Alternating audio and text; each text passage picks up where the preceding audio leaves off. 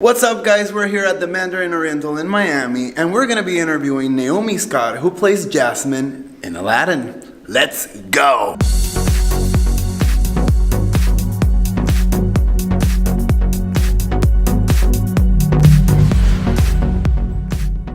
I am so excited. I'm also so excited for it to finally be out because I have been talking about it for a long time and I'm like, guys, I just want you to see it.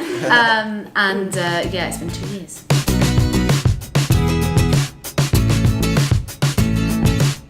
I was actually really excited about the scenes, like at the beginning of the movie when Jasmine meets the suitors, and you know, like the way that she reacts. You know, I always remember those lines in my head from as a little girl. You know, and the fact that she kind of fights back.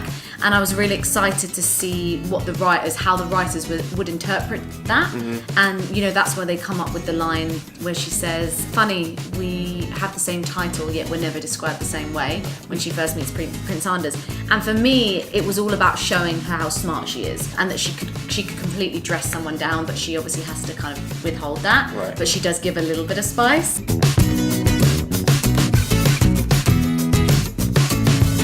Wow, thank you. I love that you feel that way. And yes, I think that it was definitely a natural progression. I kind of want people to leave feeling like it makes sense. It's not something that was shoehorned in. It's the fact that she is part of a royal family. She is really rightfully the next leader, but not only that, she doesn't just say she wants to lead. There were moments in the movie where she really displays skills of leadership. She's doing it because she cares and she knows that she has what it takes. And also, you know, the original, she's fighting for the choice to marry who she wants to marry. But in this movie, she's actually fighting against injustice for everyone. You know, and she wants, you know, the choice and the freedom and liberty, or whatever you want to call it, for her kingdom. So I think that that's also really cool. That's a really cool change. It just makes her more ambitious and even more looking more outside of herself and her own situation, which I think is really important.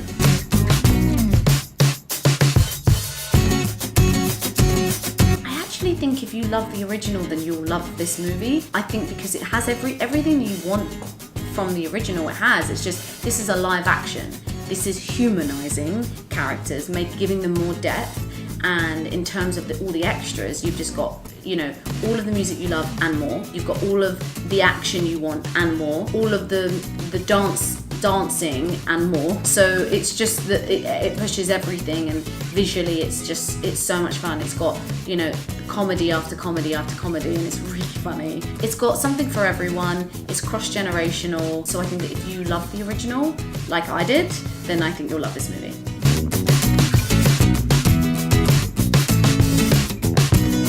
There's a few, and again, like I said before, you just kind of, you do your thing and then you let people decide what it is to them. However, I would like to think that the idea that strength always comes out of struggle. I don't know, there's this idea of feminine qualities that society has kind of said, like, oh, that doesn't really mix well with like leadership or, you know, being at the forefront of things. And actually, I just think the complete opposite. I just think everything that makes us a woman, and whatever falls under feminine characteristics and feminine qualities, are things that leaders need, especially in this time, to be understanding, and the strength that I think that we have as women. You know, I think we need to realize it and understand it and use it. The idea that you have to speak out against injustice, not just standing by and watching while it happens, even if you don't win. Because I like the fact that in the movie, she sings that song, she kind of wins over Hakeem, but that doesn't then mean that she just wins the whole thing. There's still challenges ahead. It's realistic in the sense that sometimes you're going to speak out against something and you're going to get backlash,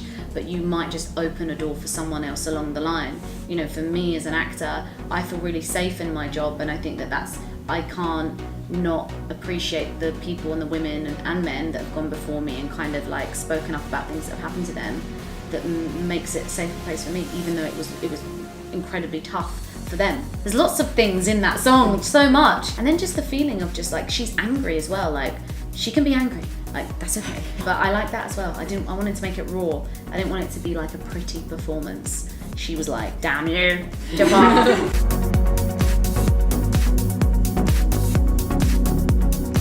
It's not something that you overthink. I think that definitely you take it into account in certain situations and in certain contexts, just because, you know, it's a younger audience. I don't think you want to overthink that either, because otherwise you'll kind of create a version of yourself that isn't really true and doesn't really exist. So I do think that, you know, you have to also understand that like, I'm gonna make mistakes.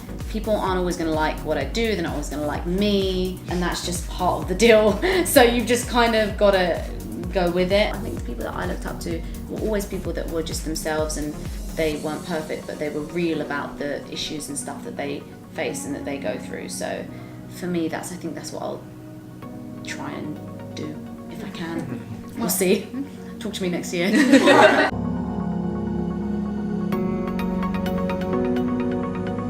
No, I didn't learn how to juggle. I was like, why is he learning how to juggle?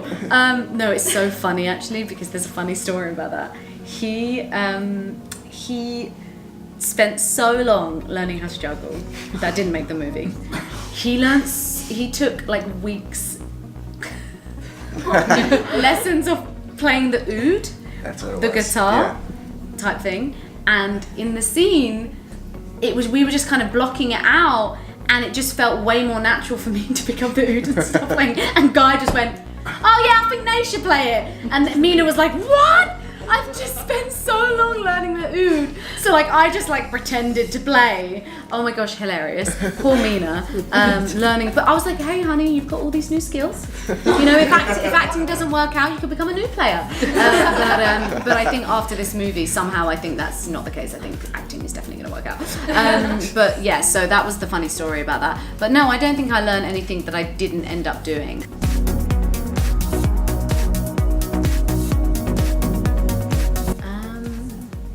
Speak every language in the world.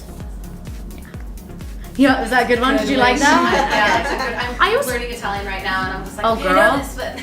Oh, so you're actually actively like trying to achieve it. I'm just like, oh well, there's no such thing as a magic lamp, so I'm never gonna do it. Yeah, guess not. Oh, I just would love to connect. Like, I think when you connect with people, like for example, here's an example.